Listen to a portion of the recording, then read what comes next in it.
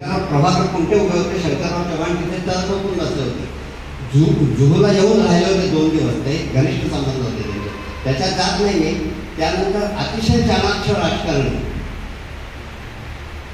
प्रमोद महाजन यांच्या लक्षात आलं की जर आता भारतीय जनता पक्षाने ऑफिशियली भूमिका घेतली नाही राम मंदिरावर, आंदोलन सुरू झालं होतं, ते विश्व हिंदू परिषदेचं होतं, ते बजरंग दलाचं असेल, ते आणखी राष्ट्रीय संसद संघाने केलेल्या त्यांच्या छत्रछायाखालील समित्यांचं असेल, भारतीय जनता पक्ष उतरलेला नव्हता. त्यांच्या हे लक्षात आलं की आपण जर उतरलो नाही तर हिंदुत्वाचा फोर्स हा बाळासाहेबांच्या मागे जाण्यापेक्षा आहे. आणि माझा अत्यंत महत्त्वाचं विधान आहे, त्याचा कॉपीराईट कोणी ते वापरताना माझा उल्लेख करावा नाही. कोणाच्याही लक्षात आलेलं सर्रास असं छापून येतं की बाळासाहेबांना स्वबळावर राज्य जिंकता आलं नाही. भारतीय जनता पक्षाने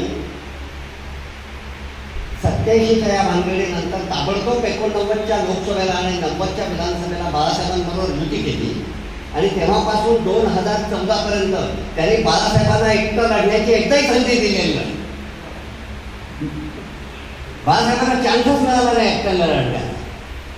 तो आता उद्धव ठाकरेंना मिळाला असं वाटतं. तो 2014 साली त्यांनी मिळवलाच की 2014 साली ते एकटेच लढले, बाळासाहेब नसताना लढले आणि त्यांनी समोर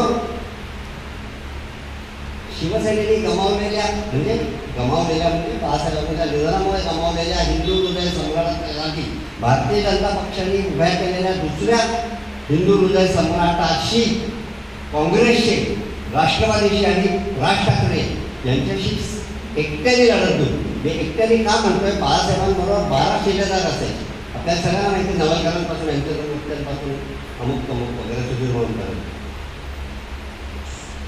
14 सालच्या निवडणुकीला उद्धव ठाकरेंबरोबर कोणीही नव्हतं. त्यांना एकट्याने ते लढावं लागलं आणि तरी त्यांनी 63 जागा घेतल्या.